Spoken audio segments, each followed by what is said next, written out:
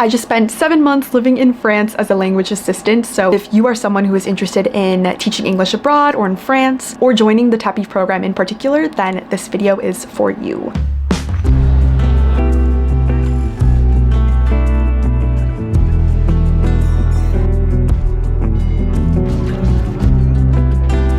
I will be going into all of the details about my experience, how I got there, what the teaching job actually involved, and what my day-to-day life looked like. And hopefully by the end of the video, you will have a better idea of whether a program like this is right for you and if you should do it. Okay, so before we get into it, my name is Brianna. I was an English language assistant in France this past school year, and I am from the United States. So I went to France with the Tapif program, and that is how I got there. I had applied for the program back in December, and then I found out around sometime in the summer, I believe May or June, that I was accepted. I know that a huge part of the application process, the decision to actually go to France, involves money, of course. Just a little bit about me, I funded this experience on my own. I was super lucky that I had a family that supported me with a roof over my head and food and stuff like that, but I still had expenses while I was living here. So in order for me to do it, I had to work 2 to 3 jobs, and I just saved up all summer to have good savings that felt safe for me to move there. I know that the program recommends saving between I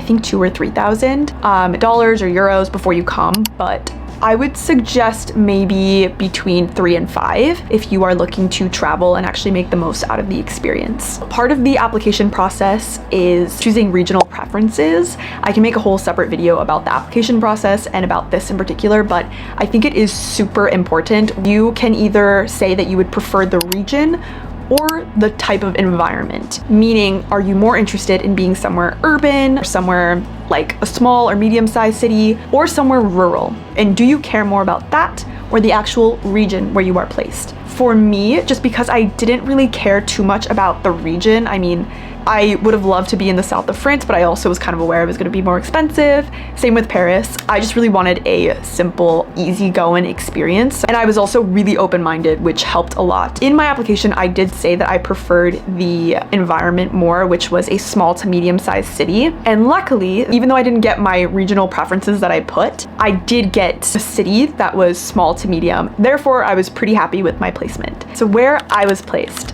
my schools were in a city called Orléans, kind of like New Orleans. I'll put the name here. Orléans is in the Orléans Tour Academy. So it was an hour outside of Paris by train, and there were so many perks to being this close, being someone who was under the age of 26. Again, I can make a separate video about the academy if anyone is interested in it, but I do highly recommend it. Work schedule and the role. So if you did a little bit of research about this program, you will know that you only work 12 instructional hours a week, which was true. For me also, I was placed in primary schools, which I did say that I preferred, and how that schedule worked was I was at each school once a week for the entire school day. But if you are in the lycée or middle school, that might look a little bit different, so I can't speak to that experience, although I did have a friend who did work at a lycée and she had to work every day. It's just that the hours were spread out during the week. So I definitely did prefer my schedule of having just a 2-day work week and then the rest was free time. So that aspect will really vary. If you know that you want to travel, I would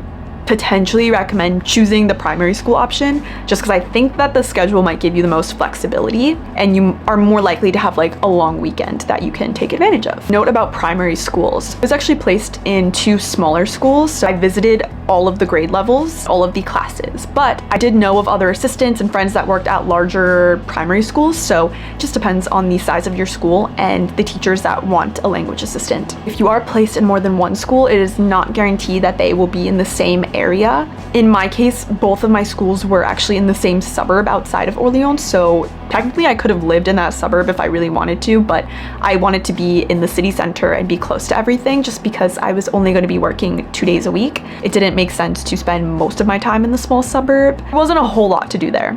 And so my commute was only I want to say 15-20 minute bus ride. I do know of assistants who had schools in different areas of the city. That's where some variability might occur. Because I was at the schools days a week, one school per day. My days were Thursday and Friday, which I didn't really have control over. I was supposed to be Tuesday, Thursday actually, but they switched up on me. On a positive note, it was kind of nice that I just had my days back to back, and then I had a 5-day weekend. That was also great for the option to travel. In general, you don't really have a say of the days that you get to work. You kind of just have to be flexible and work with the school or the schools that you are assigned to. So I did know of somebody who got a Monday, Thursday schedule, and because that they knew they wanted to travel a lot, they did ask their school if they could switch to either Monday, Tuesday or Thursday, Friday. And so they ended up switching to Thursday, Friday, and that worked out well for them. So like in the end, you can ask your schools if they are willing to move a day around for you. I just wouldn't like expect that. As I said, I was at the schools for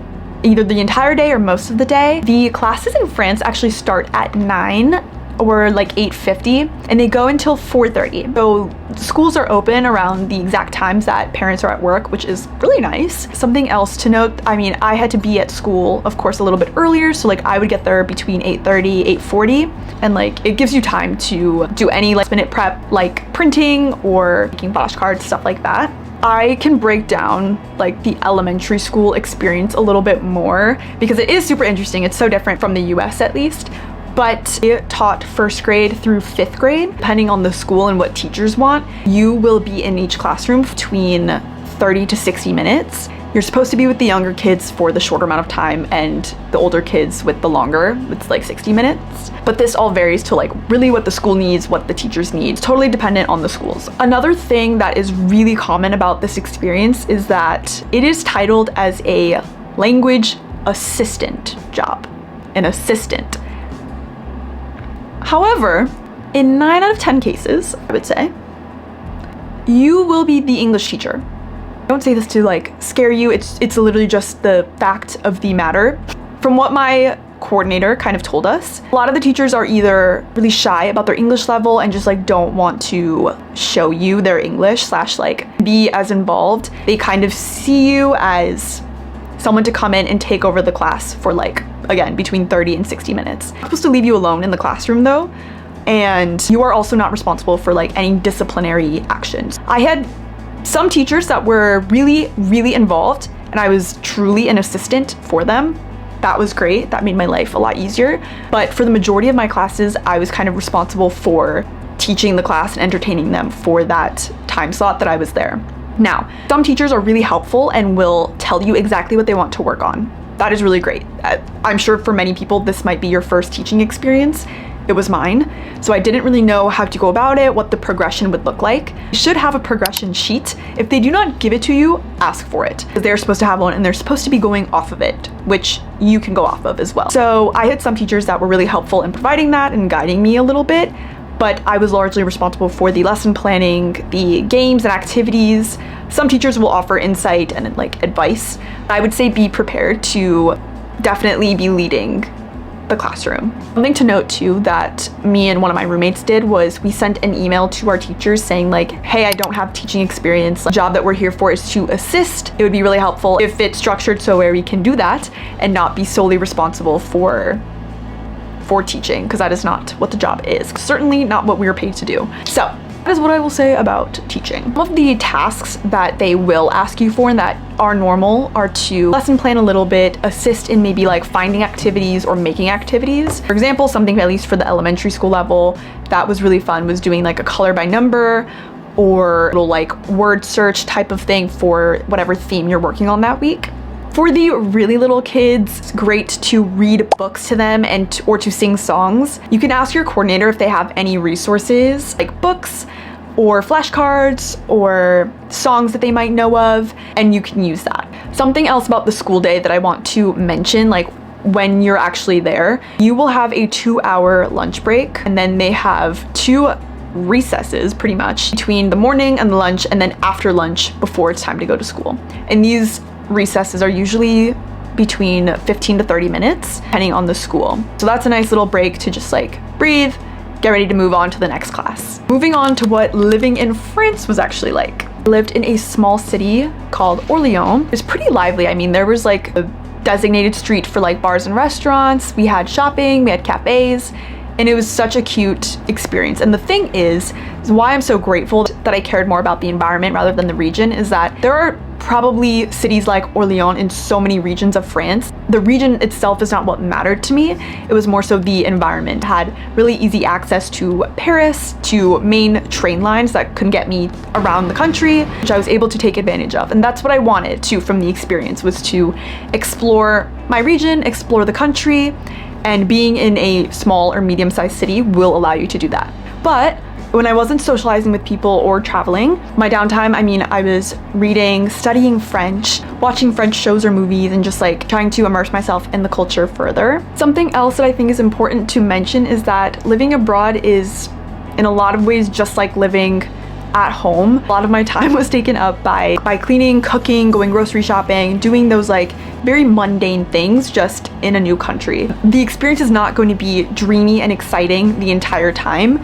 A lot of it is just living life as you would at home. I definitely took advantage of traveling, so I visited a couple different countries, also explored quite a bit of France. I actually have vlogs up for most of those trips. If you are interested, you can check them out. My region in particular was also known for the chateaus. Sadly, I actually only went to one, but if I could do it again, I would definitely take advantage of the more regional things, and it'll be cheaper, and also you'll get a much more enriching experience, I think. I also spent my downtime lesson planning. I mean, that's just part of the job too. I know some other people spent their time working on like grad school applications, or depending on your visa and where you're coming from, also worked other part-time jobs. For Americans, we're not supposed to be doing that, but a lot of people did stuff that was under the table. All I'm gonna say is as long as there's no paper trail, you'll be fine. Something else about the region, it was definitely cold. I mean, I'm originally from Chicago and I currently live in Pennsylvania, so nothing crazy for me. But that is why, like I said, I would have loved to be in the south of France and have like a different change of pace. I definitely underpacked a little bit and thought that it would be warmer for a little bit longer of the time that I was there, which it got cold, I mean, pretty much in October. Accommodation. Finding accommodation was probably my #1 stressor. However, again, this is my experience, so that's all I can really share. I got so lucky with my coordinator. She had sent us over the summer a list of people that were renting. So some people were renting houses, some were renting apartments or rooms in an apartment or in a house that you would be living with, like, I guess like a host person. Certainly go the more traditional route and find an apartment online. Overall, because I was so stressed and I really did not want to have to wait till I got to France, because I'm kind of an anxious girly, I wanted to have that all sorted before I went. And mind you, there are risks to that. I wouldn't say I recommend it unless you have someone that can maybe check out the place for you, or you are willing to just take the risk. For instance, I mean, I got lucky and I didn't. I did have some problems with my housing, but it ended up being okay. It was really well located. That was what drew me to it. And I liked that I was living without a host person. I just lived with 2 other assistants. There were a lot of perks to it. I didn't have to have a guarantor. I didn't have to have a security deposit, which I might argue that would be a red flag. If you have a really lax landlord, know that they will be lax about everything, including problems that you might have. So that is something to just keep in mind. Something else you will want to consider when finding housing is to make sure that it is furnished. You don't want to have to buy furniture for such a short amount of time. So if you are looking at sites or you are talking with landlords that maybe your coordinator recommended to you, I would make sure it's furnished. This also might be a common question. I know it was for me when I was looking into it. But how much rent can be? This of course varies on your region. If you are somewhere more rural, your rent will be cheaper, but you're also paying to be like far away from things and not have as much accessibility. My rent, and I think this was really normal for my area, was 450 euros a month. Now, the stipend was, for our region again, was 833 euros a month. So that's more than half of my stipend. However, as assistants, you are eligible for CAF. I will put it somewhere here, which is the French housing assistance. You need to apply for that as soon as you have a contract and you have moved into your apartment or housing situation. You will have to ask the landlord if your living space is eligible for the CAF. That is something to consider when signing. Especially with our salary, it is certainly worth it. I ended up getting 300 euros a month for housing, which dropped my rent to 149 and made my experience a lot better and a lot smoother. And that is why the salary for me wasn't an issue. This is so dependent on the region too. Some CAP offices can be a little bit more tricky to work with. I would recommend just being super persistent. I had to go in person like 3 separate times to get it moving, and that worked. So how to make friends? Some areas might have little local gatherings that you can take advantage of. For our city, we had an English club. Our coordinator kind of put us into contact with the association that ran it, and this was a really great way to meet French people in the area that were interested in language learning and could do maybe even a language exchange or just to meet people. So my first time going, I actually met one of my good friends now, shout out to Felix, who then introduced me to more people. So it really just takes one person. I also befriended, there were a lot of older people a part of the association, and we befriended them as well. Not only just a language exchange, but also like, so a generational exchange, which was nice too, to meet a variety of people in France. I also got really lucky with my cohort. There were about 13 of us, I believe, and literally every single person was so kind and lovely and wanted to get to know you, wanted to hang out. I mean, we were such a, I would say, extroverted group, which I'm definitely a little bit more on the introverted side, but they were all so welcoming, and you know, we're all in the experience together, so it was really nice to just spend time with them and get to know them more. They are also where I spent some of my time, you know, with the days off. I mean, people just like would text our group chat like, hey, who wants to grab coffee, or who wants to go walk by the river, and you would go do that, and that was how you could talk to people, make friends, and help fill up the many hours that you have to yourself. In general, my biggest advice would be just to say yes to opportunities. I think this is the best way that you're going to meet people and make new experiences, and just make the most of your time there, especially if you are only doing it for 1 year. I'm assuming you want to make the most of it. So is being a language assistant right for you? This will depend on so many things. One being finances. Do you have enough savings? With your lifestyle, can you live off of the stipend? Are you self-motivated? Do you have the confidence or the independence to really do things on your own as needed? Like, for example, I mean, I had to be comfortable enough with my French abilities to go to the CAP office and talk to them on 3 different occasions. Are you willing to do those things necessary to make the most of your experience and also take advantage of what the program has to offer, what the government has to offer you? Does this align with your future goals? Of course, if you are looking to be a teacher, this is a great experience, and I really don't see too many negatives. But if you are somebody who wants to go into something different, think about how it will play into your future career. If it's something that you really just want to do for yourself, satisfy, fulfill your personal goals, I also think it could be a really good opportunity. For me, I wanted to travel, I wanted to advance in my French. Both of those things were my focus, and this program was a great way to explore those goals and actually fulfill them. One thing I will say is that this program is not for the weak. I had a really great coordinator, and she was helpful as much as she could be, but I would say that there really isn't any hand-holding. I wish that I had a video honestly like this to kind of give me a more well-rounded understanding of this experience, but I would say just know that it's not always going to be easy. Go into it with an open mind if you do decide that it's right for you, and really just like let the experience be what it is, and take every obstacle you might have, you probably will have, just day by day.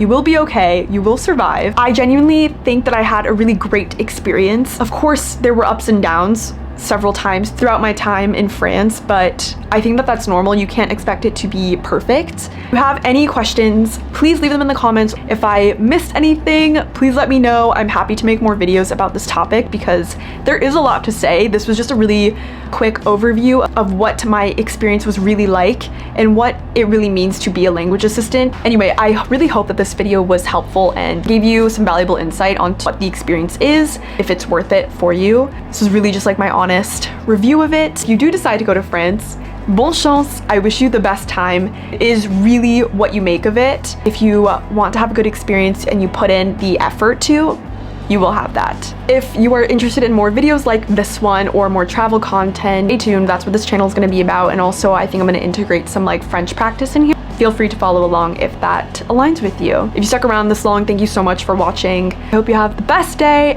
and I'll see you guys in the next one. Bye. Bisous.